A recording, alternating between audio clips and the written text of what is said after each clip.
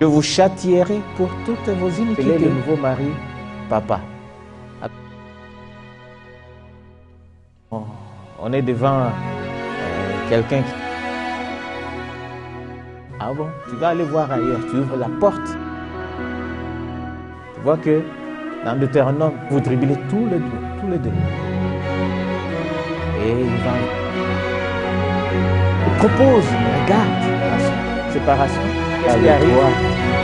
De venir...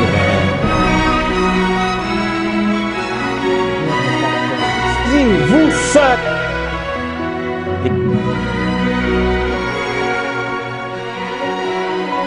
La femme aussi va commencer. Certains commencent à me dégoûter. Verset 2. Mais n'oubliez pas. Bénédiction, soit tu choisis la malédiction. Il a poignardé ses enfants et il a essayé de se suicider.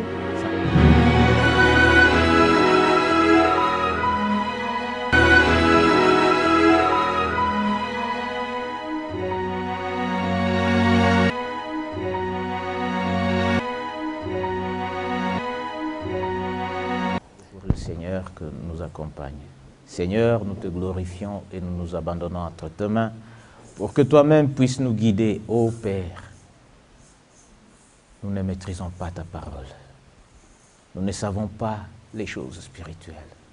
C'est pourquoi nous te disons, ô Dieu Tout-Puissant, accompagne-nous, utilise-moi, Seigneur, comme un instrument afin que nous puissions acquérir de toi une connaissance qui nous permettra, Seigneur, de marcher dans ta volonté, de faire ta volonté, ô Père, pour que nous puissions espérer un jour entrer dans ton royaume, pour que nous puissions dire comme Paul, nous méritons aussi notre couronne. Dieu de paix, Dieu d'amour, ouvre nos oreilles spirituelles pour que nous puissions comprendre ta parole et qu'elle nous accompagne pendant toute notre vie. Et ne permet pas à ce que l'ennemi puisse voler cette parole en nous, Seigneur. Qu'elle s'ancre en nous, ô mon Dieu, mon roi, et demeure en nous, et nous aide à croître spirituellement. Et c'est au nom puissant de Jésus-Christ nous avons ainsi prié. Amen. Amen. Amen. Nous allons parler de quelque chose que tout le monde connaît, nous tous nous savons, mais c'est un rappel. C'est un rappel pour que tout le monde puisse revoir sa relation avec son Dieu. Pour que tout le monde puisse revoir sa relation avec son Dieu. J'ai intitulé ça par une question. Est-ce que j'aime mon Dieu? C'est une petite question. Est-ce que j'aime mon Dieu?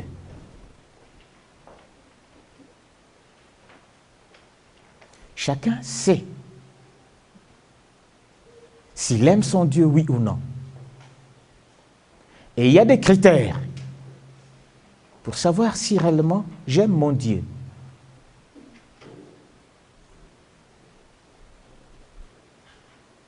Dans l'introduction, qu'est-ce que j'ai écrit? Peut-on prendre le risque de résumer les Écritures saintes par une histoire d'amour où l'épouse se prépare à rencontrer l'époux le jour des noces? Nous allons rapidement dans Apocalypse 19, verset 7. Nous allons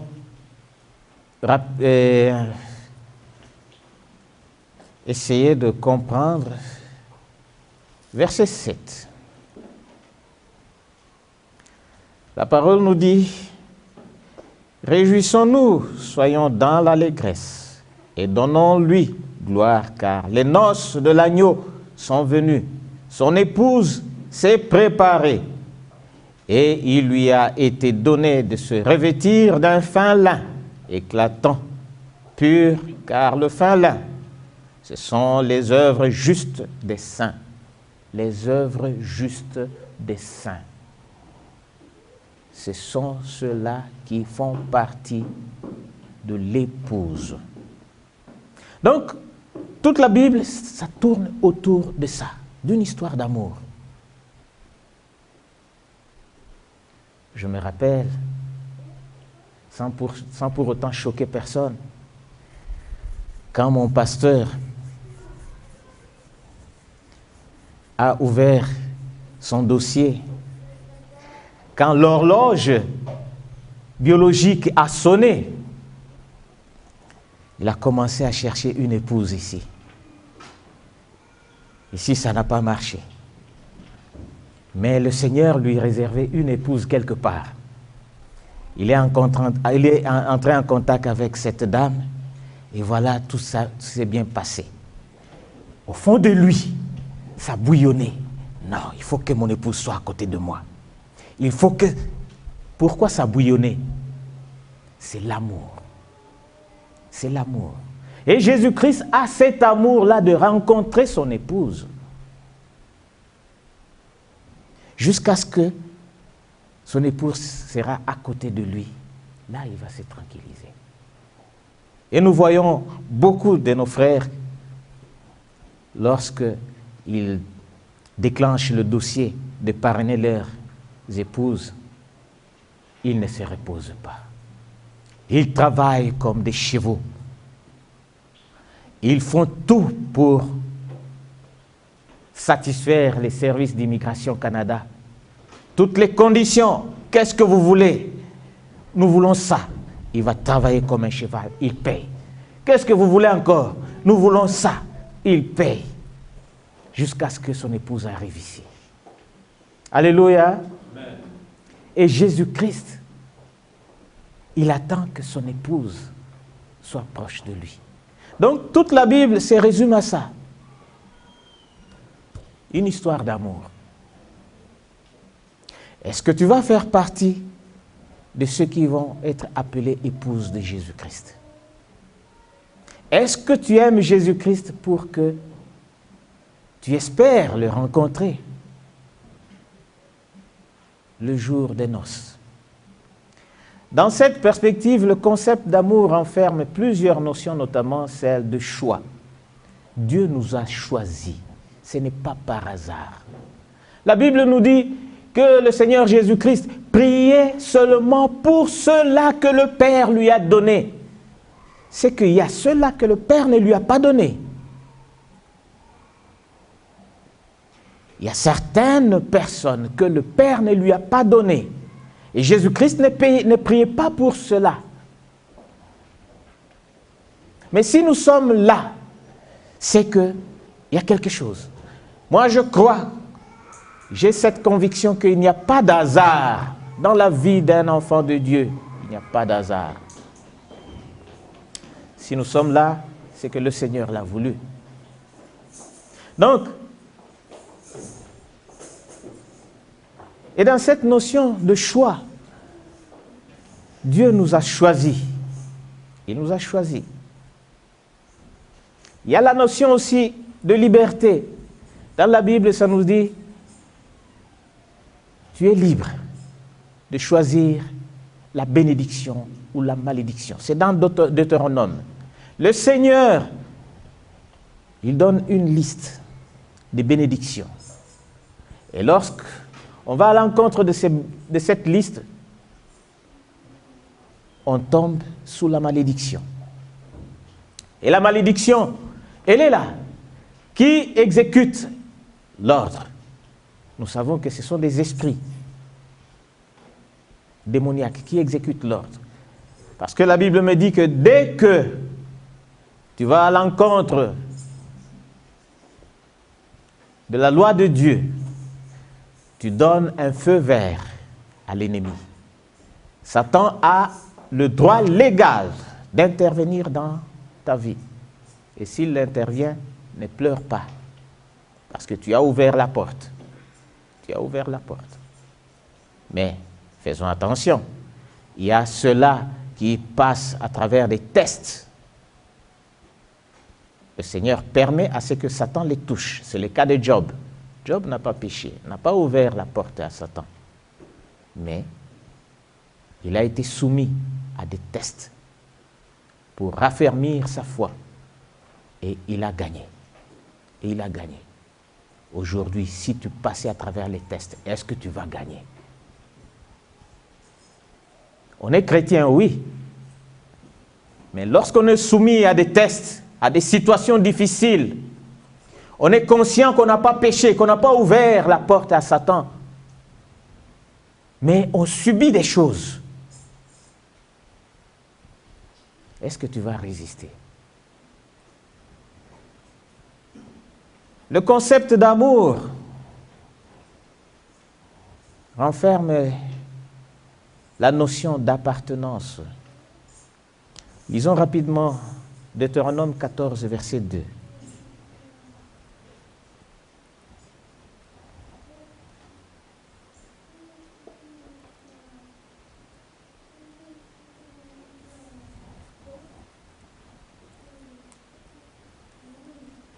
Deutéronome 14, verset 2. Car tu es un peuple saint pour l'Éternel, ton Dieu. Et l'Éternel, ton Dieu, t'a choisi pour que tu sois un peuple qui lui appartienne entre tous les peuples qui sont sur la face de la terre. Ce n'est pas par hasard. L'Éternel t'a choisi pour que tu lui appartiennes. Et en amour, lorsqu'on fait un choix, c'est une question d'appartenance. Tu ne seras pas l'épouse des deux messieurs. On ne fait pas la polygénie ici. Nous savons dans d'autres cultures, chez nous, où les femmes ont cette permission d'avoir 2, 3, 4 hommes. Donc, elles peuvent voyager d'un homme à un autre. Ça, c'est la polygénie.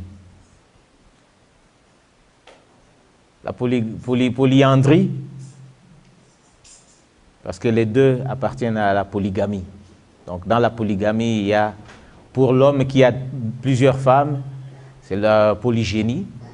Et une femme qui a plusieurs hommes, c'est la polyandrie.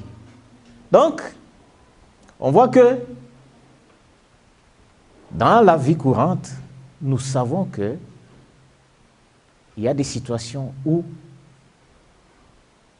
on est fidèle à un seul partenaire, pas à deux. Et ici, le Seigneur est très jaloux. Il ne veut pas nous partager avec quelqu'un d'autre. Non.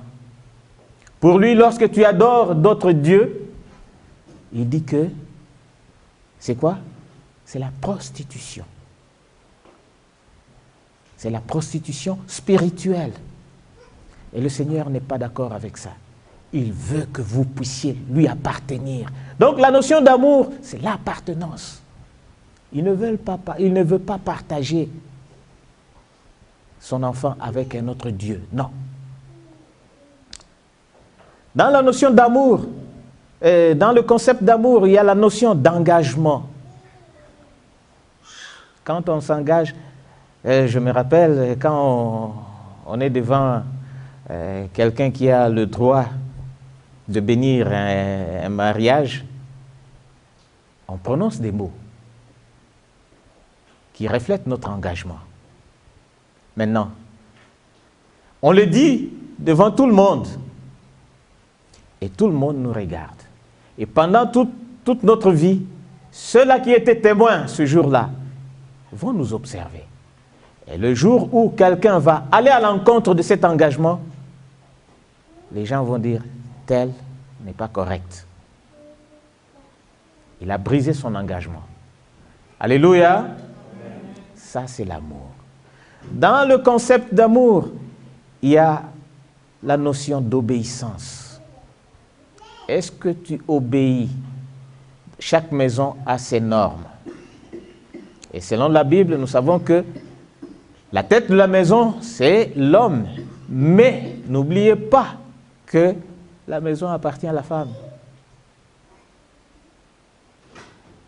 Parce que tout tourne autour de la femme. Tout tourne autour de la femme. On parle, la femme doit se soumettre. Mais moi, je vous dis, c'est la soumission. Oui, la soumission. Mais la soumission, elle est là pour t'accompagner. Elle est en mission avec toi. Cela ne veut pas dire de la déconsidérer. Jamais. Vous êtes au même pied d'égalité. Parce que ma Bible me dit que au ciel, tout le monde sera au même pied d'égalité. Il n'y aura pas de femme, il n'y aura pas de mari. Tout le monde sera comme des anges. Il n'y aura pas de mari, il n'y aura pas d'épouse. Les gens ne vont plus se marier. Ils seront comme des anges. Donc, les pulsions corporelles n'existeront plus. Ceux qui veulent jouir avec leur corps, jouissez ici. Parce que là-bas, Nalola, ça ne sera pas là. Alléluia. Dans le concept d'amour, il y a aussi la notion de sanction. Allons rapidement dans Amos.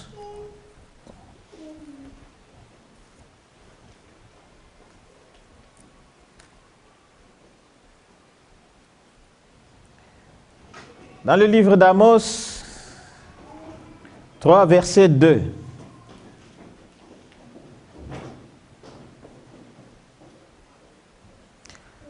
La Bible me dit ceci: je vous ai choisi, vous seuls, parmi toutes les familles de la terre. Alléluia. Dieu nous a choisis. C'est un privilège d'être choisi. C'est un privilège. C'est pourquoi je vous châtierai pour toutes vos iniquités. Le choix est accompagné par un châtiment. La Bible me dit: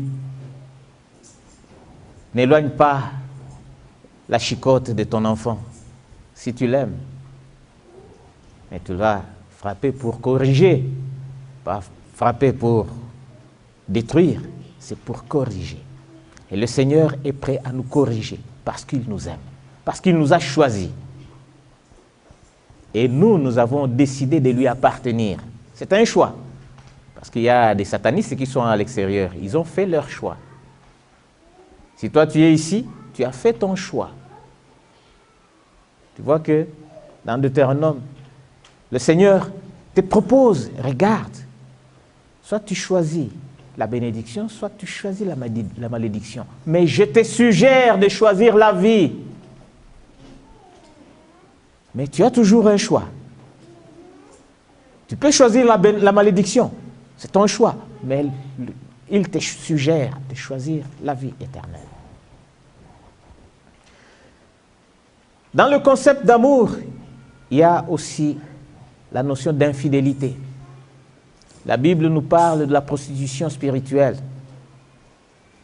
C'est l'infidélité. Et plus loin, ça parle de l'adultère.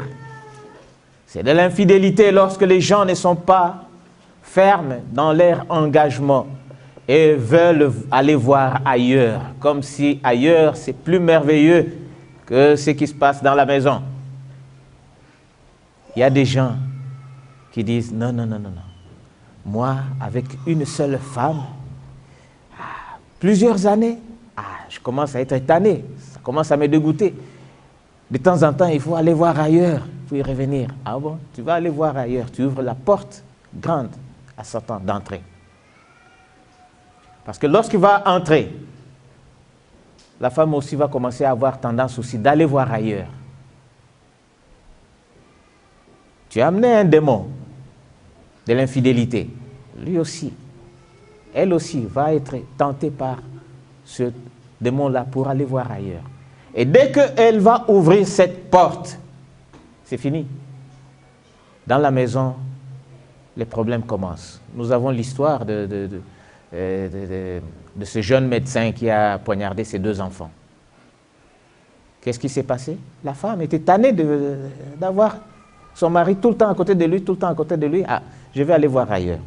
Elle est allée voir ailleurs. Les résultats, séparation. Séparation, qu'est-ce qui arrive?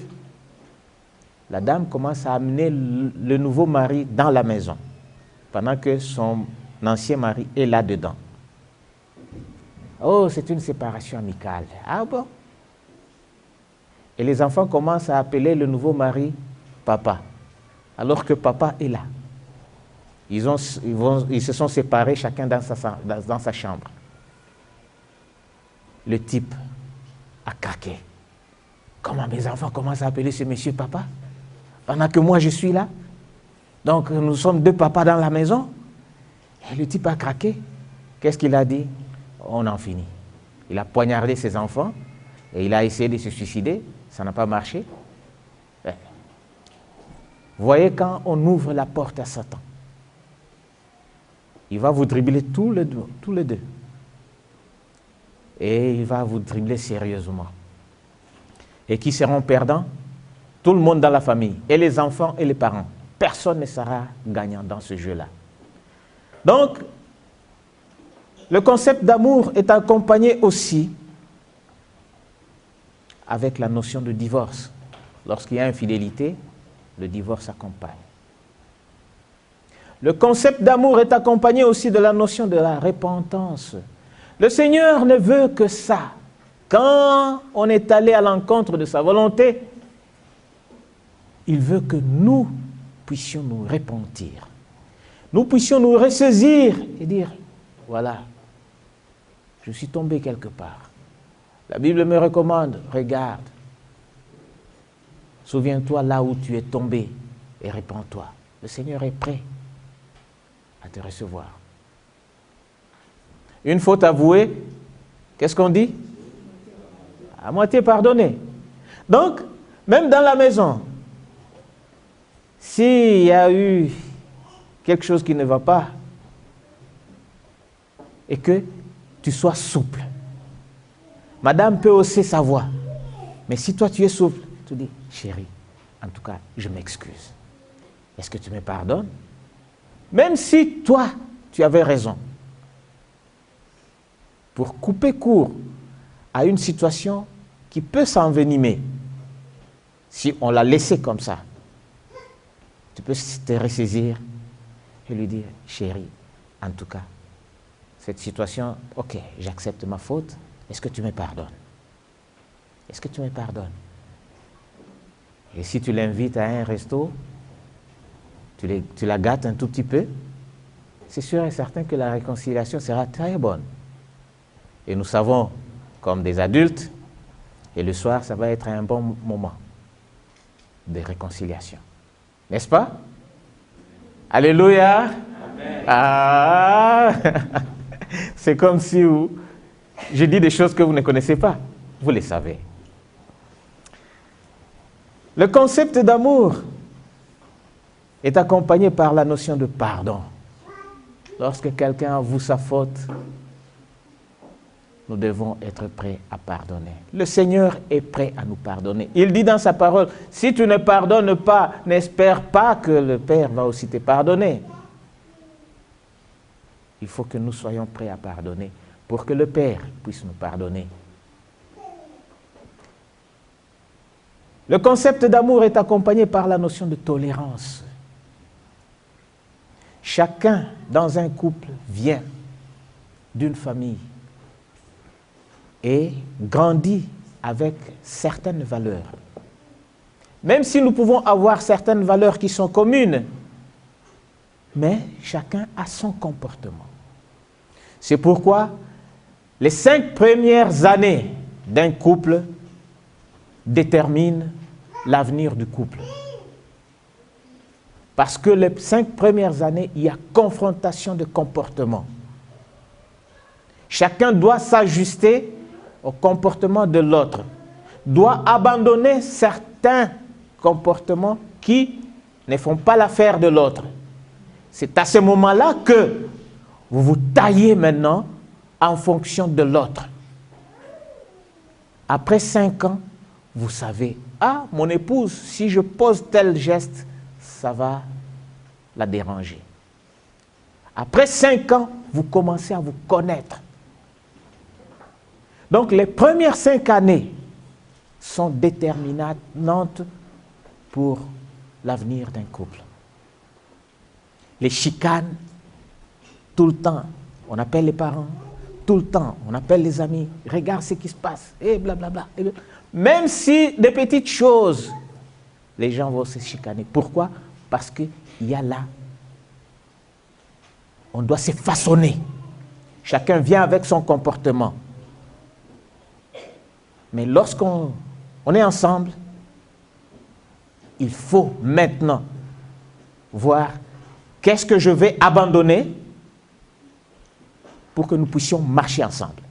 Et le Seigneur, il veut nous tailler selon sa volonté. Il veut nous transformer. Il veut à ce que ça rentre en nous, que sa loi, ses commandements restent dans nos cœurs pour que nous puissions marcher selon sa volonté. Il veut nous tailler pour que nous puissions lui appartenir. Sans cela, nous n'allons pas lui appartenir. Nous pouvons venir à l'église du 1er janvier au 31 décembre sans appartenir à Dieu. Là, on considère l'église comme un club social. Parce que nous refusons d'être taillés selon sa volonté. Nous devons être taillés selon sa volonté à travers sa parole. Et que cette parole doit demeurer en nous.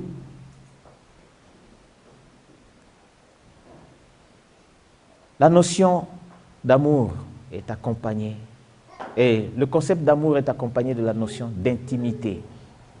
Intimité. Quand on est jeune marié, on a beaucoup de temps d'intimité. Quand on commence à avoir des enfants, le temps d'intimité diminue. Les rapprochements, on se concentre maintenant aux enfants, le temps d'intimité diminue. Le Seigneur veut aussi qu'on soit intime avec lui à travers le jeûne, la prière. Quand tu jeûnes, quand tu pries, tu t'adresses à ton Dieu, dans ton petit coin, concentré. Évite d'avoir d'autres idées dans la tête. Parce que si on a d'autres idées dans la tête, ça ne passera pas. C'est un exercice qui n'est pas facile. Mais par la grâce de Dieu, on peut y arriver. De prier sans avoir d'autres idées dans la tête. La concentration à notre Dieu seulement. Parce que chaque fois qu'on a d'autres idées dans la tête, ça nous distrait. Ça nous distrait. C'est possible. Si je vous le dis, c'est parce que je suis passé par là. Et je sais ce que je dis. Donc, Dieu veut avoir une intimité avec lui. Tu ne peux pas être intime avec... Tu es à côté d'une dame, ton épouse, vous passez un bon moment, mais tes idées sont ailleurs. Écoutez, il y a certaines dames, vous êtes ensemble, elles considèrent que ça c'est le moment intime entre nous deux. Si le téléphone sonne, elles risquent de prendre ce téléphone et aller jeter dans la poubelle. Pourquoi? Parce qu'elle veut que ce moment-là soit spécifique pour vous deux. Alléluia. L'intimité. Le Seigneur est aussi jaloux. Il veut ce moment-là que vous soyez avec lui tout seul. Pas avoir des pensées à gauche, à droite. Oh, j'ai oublié une casserole sur le feu. Ah non, ça ne marche pas. Ça ne marche pas. Oh, non, il y a la banque qui va appeler pour demander ça. Oh non, j'ai promis à telle personne, je vais passer chez lui. Pendant que tu es avec ton épouse à côté, toi tu penses des choses ailleurs. Est-ce que tu es en intimité avec la personne? Répondez-moi. Et le Seigneur veut un moment d'intimité avec lui. Quand tu pries, tu dois te concentrer. Essaie de chasser les autres idées qui peuvent venir te distraire. Il faut les chasser. Le concept d'amour vient avec la notion de protection. La Bible me dit que lorsque l'ennemi entre dans une maison, un voleur, il veut prendre les choses dans la maison. Il va faire quoi d'abord? Lier l'homme fort de la maison. N'est-ce pas? Ensuite, il pourra s'emparer des choses. La protection. Si l'Église, c'est l'épouse du Seigneur, mais qui est l'homme de la maison? C'est le Seigneur. C'est lui qui va protéger. Donc, c'est lui qui nous protège. Si nous nous confions à lui, il va nous protéger. Mais si nous ne nous confions pas à lui, eh bien, oublions la protection. Parce que nous allons chercher la protection ailleurs. Nous sommes tous africains. On peut aller chez les féticheurs, aller chercher des gris-gris. Et à la maison, on va mettre des amulettes autour des hanches, les enfants qui portent des amulettes à gauche, à droite. Et qu'est-ce qu'on dit ça? Ce sont des protections, n'est-ce pas?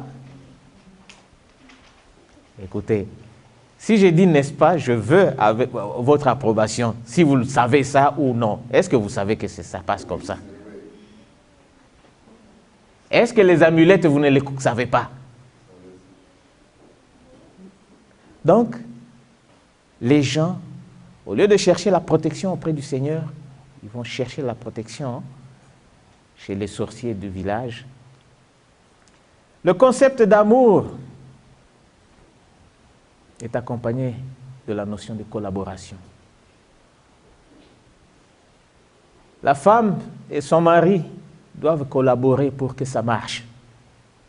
Ils doivent collaborer pour mettre de côté les comportements qui ne les arrangent pas. Donc, la collaboration doit être là.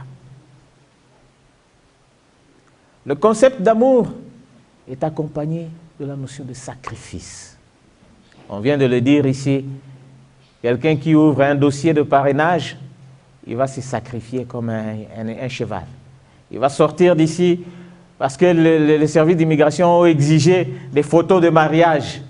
Il va s'arranger. Il va même prendre une carte de crédit. Je vais me marier avec mon épouse, amener les photos auprès des services d'immigration pour que mon épouse arrive. Ce sont des sacrifices. Il va revenir ici, il va commencer à travailler comme un cheval pour rembourser. Nous savons tous comment ça se passe. J'ai parrainé mon épouse, le pasteur a parrainé aussi son épouse.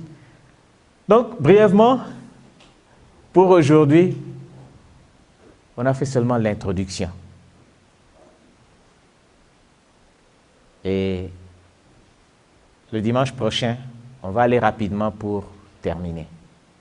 Dans l'entretemps, comme je vous ai fait des copies, je vous supplie, lisez-les, consultez la Bible pour que, lorsque nous allons plonger dans la matière, nous allons courir rapidement parce que j'ai 2 dimanches seulement.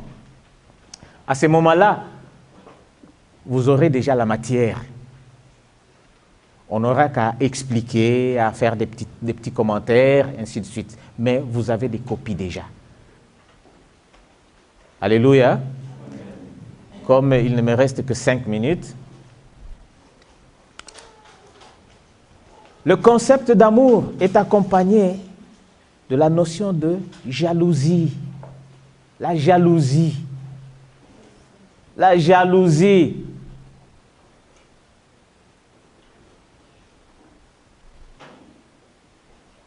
Qui n'a pas de jalousie ici? Pour son partenaire. Gédéon.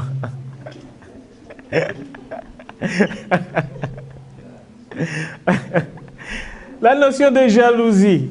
Tout le monde est jaloux de son partenaire. Lorsque son partenaire commence à se frotter avec quelqu'un à côté, on commence à dire, hey, qu'est-ce qui se passe là-bas?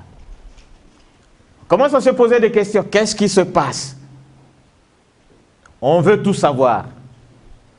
Parce que nous savons que les relations humaines parfois dérapent. Nous ne sommes pas faits en bois ni en métal, mais en chair. Et la chair est faible. Alléluia. Amen. La chair est faible. Donc la notion de jalousie n'est pas loin de nous, n'est pas loin d'une relation humaine, surtout là où il y a l'appartenance.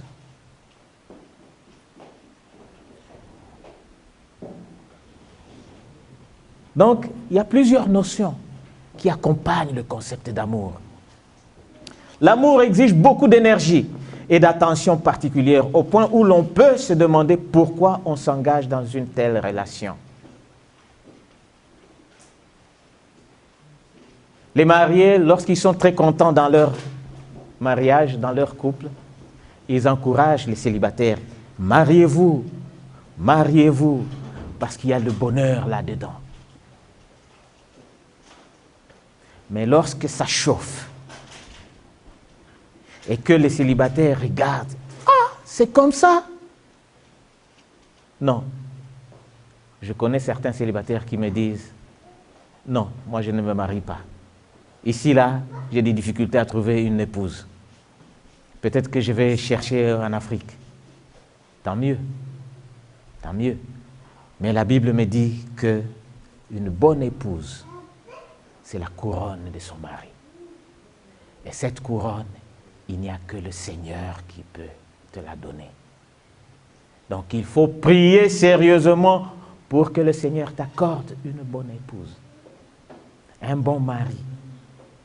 Parce que nous avons vu ici, pendant l'été, vous les verrez, ceux qui veulent montrer leur amour, dans les parcs, les arrêts d'autobus, jeunes filles, jeunes hommes qui s'embrassent, qui s'amourachent, qui se donnent les langues, croyant que c'est ça l'amour. Non, ce n'est pas ça l'amour. C'est une distraction. Et ils n'oseront pas s'engager. Parce que nous savons ici, sociologiquement,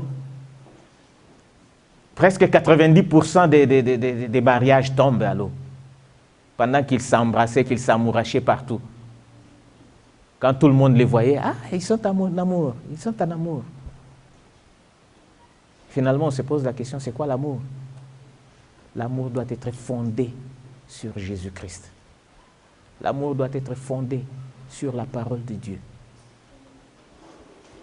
Alléluia. Amen. Donc, s'adapter aux exigences de l'autre n'est pas facile. Il faut une grâce spéciale. Celle-ci se manifeste à travers la capacité de résistance que le Seigneur nous accorde. Nous allons terminer avec Philippiens 2, verset 13.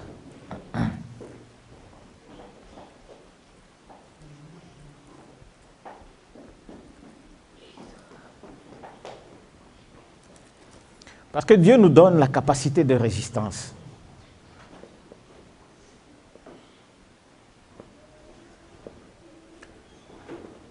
Les secousses vont venir. Nous serons secoués dans une relation.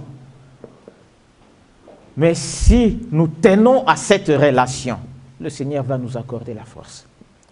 Dans Philippiens 2, verset 13, ça nous dit « Car c'est Dieu qui produit en nous le vouloir et le faire selon son bon plaisir. » La volonté.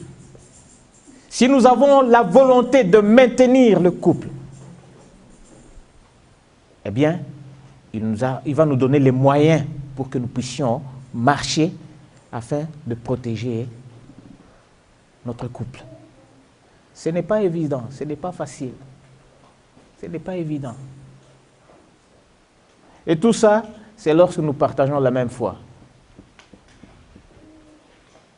Vous verrez ici, je parle de couple, messieurs et madame, et je parle de couple, l'Église et le Seigneur. Est-ce que vous l'avez remarqué? Pour qu'il n'y ait pas de confusion. Avec cette aide, on s'engage parce qu'il y a une promesse de la vie éternelle, dans le bonheur et non dans le malheur. Vous savez que même les satanistes vivront éternellement chez Lucifer. Mais les chrétiens vivront aussi éternellement auprès du Seigneur dans le bonheur et pas dans le malheur. Aucune âme ne sera perdue. Aucune. Mais chaque âme va se diriger selon ses œuvres. Soit éternellement chez Lucifer, soit éternellement chez Dieu.